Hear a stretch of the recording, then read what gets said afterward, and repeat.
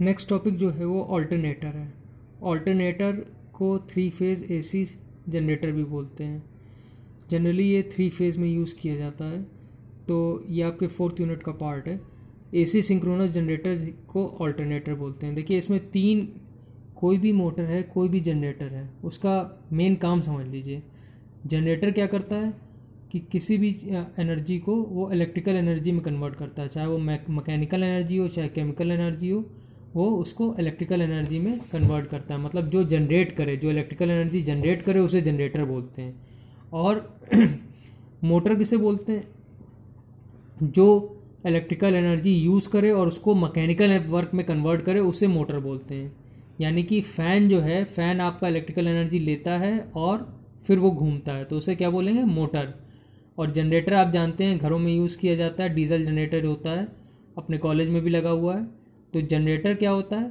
जिसमें डीजल आप इनपुट देते हैं, तो डीजल जो है उसको बर्न किया जाता है, यानी केमिकल एनर्जी उसकी यूज़ होती है, और बर्न करने के बाद वो मैकेनिकल एनर्जी में कन्वर्ट होती है, और मैकेनिकल एनर्जी फिर इलेक्ट्रिकल एनर्जी में कन्वर्ट करती है, तो मोटर उसे बोलते हैं। तो ऑल्टरनेट कोई भी रोटेटिंग मशीन है, उसमें अब क्या मेन पार्ट होते हैं, मैं कुछ जनरल पॉइंट्स आपको बता दे रहा हूँ। वो जनरल पॉइंट्स हर चीज़ में यूज़ होते हैं। पहली बात, एसी सिंक्रोनस जनरेटर है। तो एसी सिंक्रोनस जनरेटर, इसका मतलब है अगर एसी जनरेटर है तो वो क्या जनरेट करेगा? एसी जनरेट करेगा कि डीसी जनरेट करेगा? वो एसी ही जनरेट करेगा, इसीलिए उसका नाम एसी सिंक्रोनस जनरेटर है। ये बात समझ में आ रही है? उसके बाद जनरेटर है। जनरेटर कैसा डिवाइस है? जनरेटर वो डिवाइस है जो मैकेनिकल एनर्जी को इलेक्ट्रिकल एनर्जी में कन्वर्ट करता है, तो ये भी यही कर रहा है। तो ये एकदम कॉमन पॉइंट है, कॉमन सेंस वाली बात है कि एसी सिंक्रोनस जनरेटर एसी ही जनरेट करेगा, पहली बात। जो अगर जनरेटर है तो ये मैकेनिकल एनर्जी को इलेक्ट्रिकल एनर्जी में ही कन्वर्ट करेगा। ये तो बिल्कुल कॉमन बात है कि ऐसा होगा। तीसरी कॉमन बात जो है वो ध्यान से देखिएगा। Alternator consist of two part, stator और रोटर। तो ऑल्टरनेटर के दो पार्ट होते हैं, स्टेटर और रोटर। स्टेटर क्या होता है? Stationery part. और रोटर क्या होता है? Rotating part. तो स्टेटर स्टेशनरी पार्ट है, मतलब हर रोटेटिंग मशीन में दो पार्ट जरूर होते हैं, एक होता है स्टेटर, एक होता है रोटर। स्टेटर क्या है? Stationery part. रोटर क्या है? Rotating part. ठीक है। अब उसके बाद शैफ्ट जो है वो बीच में एक रॉड होती है। जैसे आपने किसी भी मोटर का डायग्राम देखा होगा, आपने लैब में थ्री फेज़ इंडक्शन मोटर देखी है, तो थ्री फेज़ इंडक्शन मोटर का डायग्राम भी आपने ये देखिए, ये आपके सामने है। तो यहाँ पे आप देख रहे हैं कि ये एक, मतलब इस टाइप का रिंग टाइप का ये पूरा स्ट्रक्चर है, थ्री डायमेंशनल स्ट्रक्चर है, और ये बीच में एक रॉड निकली हुई है। तो इस बीच वाली जो रॉड होती है, जो आपने थ्री फेज़ इंडक्शन मोटर का प्रैक्टिकल जिन लोगों ने किया है उन्होंने देखा होगा कि ये रॉड, इसको क्या बोलते हैं? शैफ्ट। इस रॉड को क्या बोलते हैं? याद रखिएगा, शैफ्ट। ठीक है। तो इसमें एक बीच में एक ब्लैक कलर की रॉड होती, गोल गोल, जिसको कहते हैं शैफ्ट। ठीक है। तो अब अरेंजमेंट क्या होता है कि ये शैफ्ट होती है, शैफ्ट के ऊपर एक स्पाइडर माउंटेड होता है। इसमें दिख नहीं रहा है, ये इंडक्शन मोटर है, लेकिन मैं सिंक्रोनस जनरेटर आपको समझा रहा हूँ। तो यहाँ पे क्या होता है? एक स्पाइडर। स्पाइडर मतलब एक स्टील का खांचा जो होता है वो इसके ऊपर माउंटेड होता है। ठीक है। स्टील के खांचे में क्या होता है? स्लॉट्स बने होते हैं, मतलब खांचों में, मतलब स्लॉट्स, ये स्लॉट्स होते हैं एक। तो स्लॉट्स, स्लॉट्स में कंडक्टर्स रखे जाते हैं। कंडक्टर्स वायर के फॉर्म में भी हो सकते हैं, मेटेलिक सॉलिड कंडक्टर्स भी हो सकते हैं। ठीक है। अब हम क्या करते हैं कि जैसे कोई, आप हाइड्रो पावर प्लांट का एग्जांपल ले लीजिए। हाइड्रो पावर प्लांट में क्या होता है कि एक डैम बना होता है। तो डैम से क्या होता है? दीवारों से पानी को रोक लिया जाता है, एक बाल्टीनुमा स्ट्रक्चर बनाया जाता है। बाल्टीनुमा स्ट्रक्चर बना के क्या होता है कि डैम्स की खिड़कियां खोल दी जाती हैं। खिड़कियां बहुत ऊपर लगी होती हैं, जो खिड़कियां होती हैं उससे पानी तेज़ी से गिरता है। और ये शैफ्ट जो है, ये शैफ्ट काफ़ी लंबा बनाया जाता है। जो वहाँ पे लगे होते हैं जनरेटर, वो सिंक्रोनस जनरेटर होते हैं। तो सिंक्रोनस जनरेटर जो है, यानी ऑल्टरनेटर, तो सिंक्रोनस जनरेटर में ये शैफ्ट खूब लंबा सा होता है, आगे तक निकला होता है। इस शैफ्ट के ऊपर यहाँ पे पंखे लगे होते हैं, ये समझ लीजिए बहुत लंबा सा निकला हुआ है, और इसमें बाहर की ओर बड़े बड़े पंखे लगे हुए हैं, बड़े बड़े पंखे लगे हुए हैं, चौड़े चौड़े पंखे लगे हुए हैं। तो ऊपर से जब पानी गिरेगा, जब ऊपर से पानी नीचे गिरेगा, तो ये पंखे क्या होंगे? घूमेंगे। ये इन पे कस के पानी हिट करेगा और ये पंखे घूमेंगे। और जब ये पंखे घूमेंगे तो क्या होगा कि ये जो शैफ्ट है ये घूमेगा। जब ये शैफ्ट घूमेगा तो इसके साथ में जो रोटर वाली अटैचमेंट है, यानी जो स्टील स्पाइडर इसके ऊपर माउंटेड है, और उसके ऊपर जो कंडक्टर्स हैं वो साथ में गोल गोल घूमने लगेंगे। तो ये अरेंजमेंट देखिए इस तरीके से बना है। ये मोटर के अंदर का स्ट्रक्चर बनाया गया है, ठीक है। तो हमने क्या किया, हमने एक वाटरफॉल का यूज़ किया, वाटरफॉल या आप कह सकते हैं एक डैम का यूज़ किया। डैम में ऊपर बहुत ऊंचे खिड़कियां लगी हुई थी। एक बाल्टी नुमा स्ट्रक्चर है, आप समझ लीजिए, उसमें एक खिड़की लगी ऊपर की ओर। तो क्या होगा कि डैम में जब पानी भरेगा तो वो ऊपर से गिरेगा, और जहाँ पे वो गिरता है वहाँ पे हमने क्या किया है, वहाँ पे हमने पंखे लगाए, टरबाइन लगाई है।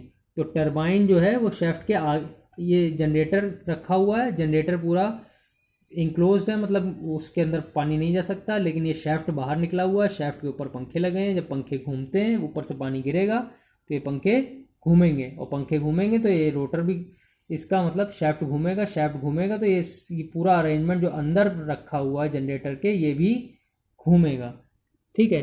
अब अंदर का हम एनालाइज करते हैं, अंदर क्या हो रहा है, ध्यान दीजिएगा। यहाँ पे देखिए ध्यान से ये हमने यहाँ पे नॉर्थ पोल और साउथ पोल में यानी दो मैग्नेट लगा रखे हैं। ये रोटर के अंदर का स्ट्रक्चर है, ठीक है, ये रोटर के अंदर का स्ट्रक्चर है।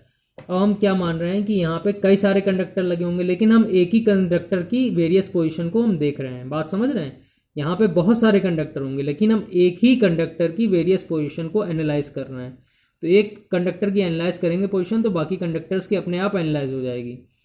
तो मान लीजिए ये फर्स्ट पोजीशन पे है, और यहाँ हमने क्या किया है, परमानेंट मैग्नेट लगा रखे हैं। नॉर्थ और साउथ दो पोल होते हैं, तो आमने सामने है, और ये बीच में रोटर है। ये नॉर्थ और साउथ जो है ये मूविंग पार्ट नहीं है, ये बीच का हिस्सा जो है रोटर वो मूविंग पार्ट है। जो आपने ये देखा था, ये स्ट्रक्चर आपने देखा था, तो ये जो स्ट्रक्चर है ये इतना हिस्सा ये मूविंग पार्ट ही दिखाया गया है।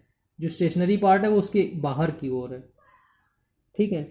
तो ये फर्स्ट पोजीशन है। तो फर्स्ट पोजीशन में आप देखिए फ्लक्स का जो डायरेक्शन है ये नॉर्थ टू साउथ होगा, तो फ्लक्स के डायरेक्शन के जस्ट अपोजिट डायरेक्शन है वेलोसिटी कंपोनेंट का फर्स्ट पोजीशन पे, ठीक है। तो इसका मतलब ये एंगल जो बनेगा वो 180 डिग्री बन रहा है। अब डायनेमिकली इंड्यूस्ड ईएमएफ का फॉर्मूला क्या होता है उसको ध्यान से देखते हैं। तो डायनेमिकली इंड्यूस्ड ईएमएफ का फॉर्मूला होगा E=BVL sin theta, BVL sin theta. अब यहाँ पे एंगल क्या बन रहा है, E=BVL sin 180। तो sin 180 की वैल्यू क्या होती है, 0। तो BVL इंटू 0 यानी 0। तो इसका मतलब है ये जो फर्स्ट पोजीशन यहाँ आप देख रहे हैं, तो फर्स्ट पोजीशन में EMF इंड्यूस 0 होगी, ठीक है। फिर हम सेकंड पोजीशन एनालाइज कर रहे हैं। सेकंड पोजीशन पे देखिए, सेकंड पोजीशन में नॉर्थ टू साउथ अगर देखें डायरेक्शन, तो ये डायरेक्शन बन रहा है और ये वेलोसिटी कंपोनेंट का एंगल। तो अगर आप इसको एंगल को 90 डिग्री मान रहे हैं, तो अब इस पोजीशन पे एनालाइज करते हैं। तो E= क्या है, BVL सेकंड पोजीशन पे, BVL sin 90। तो sin 90 क्या हो गया, sin 90 की वैल्यू 1 होती है यानी मैक्सिमम वैल्यू। तो E=BVL, ये यहाँ पे मैक्सिमम वैल्यू मिल रही है, EMF इंड्यूस की सेकंड पोजीशन में मैक्सिमम वैल्यू मिल रही है। अब थर्ड पोजीशन पे देखते हैं।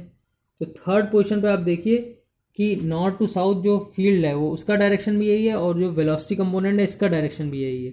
तो दोनों का डायरेक्शन क्योंकि सेम है तो एंगल 0 डिग्री बन रहा है। तो E= क्या होगा, BVL sin 0 थर्ड पोजीशन पे। sin 0 कितना होती है वैल्यू, 0। तो कोई EMF इंड्यूस नहीं होगी इस पोजीशन 3 में।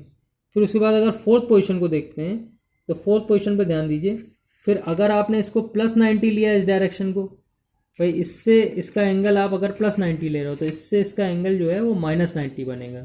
तो हम क्या लिखेंगे, E=BVL sin -90। -90 की वैल्यू क्या होती है, -1। तो -1 इंटू -BVL। तो ये हो गई मिनिमम वैल्यू, लेकिन BVL ये मतलब BVL वैल्यू तो मैक्सिमम वैल्यू है, लेकिन नेगेटिव साइन के साथ है, तो ये इसका मतलब डायरेक्शन अपोजिट है, नेगेटिव डायरेक्शन में मैक्सिमम वैल्यू आ रही है। तो इसका जब हम ग्राफ बनाएंगे, अब आप देखिए इंड्यूस्ड ईएमएफ का ग्राफ। तो इंड्यूस्ड ईएमएफ का जो ग्राफ बनेगा आप इसको ध्यान से देखिए, यहाँ इंड्यूस्ड ईएमएफ है, यहाँ टाइम है। तो फर्स्ट पोजीशन पे आप इसकी वैल्यू देखिए। फर्स्ट पोजीशन पे इसकी वैल्यू कितनी थी, 0। ये वाली पोजीशन पे, फर्स्ट पोजीशन आप देख रहे हैं, फर्स्ट पोजीशन पे इसकी वैल्यू कितनी थी, 0। तो हमने 0 लिख दिया। सेकेंड पोजीशन में इसमें ईएमएफ इंड्यूस कितनी हो रही थी, तो सेकेंड पोजीशन में इसमें EMF induce maximum value BVL। तो हमने यहाँ पे सेकेंड पोजीशन पे ये मैक्सिमम वैल्यू बना दी। अब देखिए थर्ड पोजीशन पे फिर से 0 एंगल बन रहा था, तो 0 एंगल पे 0 वैल्यू आ रही थी, ये आपने देखा E= ज़ीरो। तो यहाँ थर्ड पोजीशन पे आप देखेंगे तो ये ग्राफ फिर मैक्सिमम वैल्यू से लेके फिर ज़ीरो चला जाएगा। फिर उसके बाद फोर्थ पोजीशन देखिए, फोर्थ पोजीशन में -90 एंगल आ रहा था, तो वैल्यू कितनी आ रही थी, ई इक्वल टू -BVL, यानी नेगेटिव डायरेक्शन में मैक्सिमम। तो फोर्थ पोजीशन पे फिर हम ये देखेंगे ये नेगेटिव डायरेक्शन पे मैक्सिमम।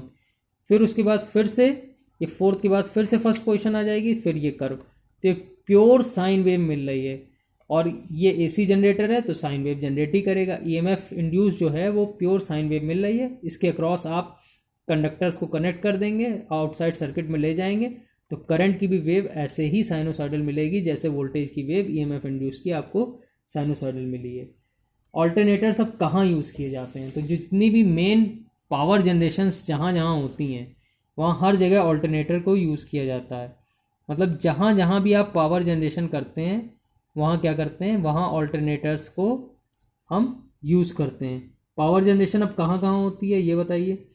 पावर जनरेशन होती है कोई भी थर्मल पावर प्लांट है, न्यूक्लियर पावर प्लांट है, हर जगह ये सिंक्रोनस जनरेटर ही यूज़ किया जाता है।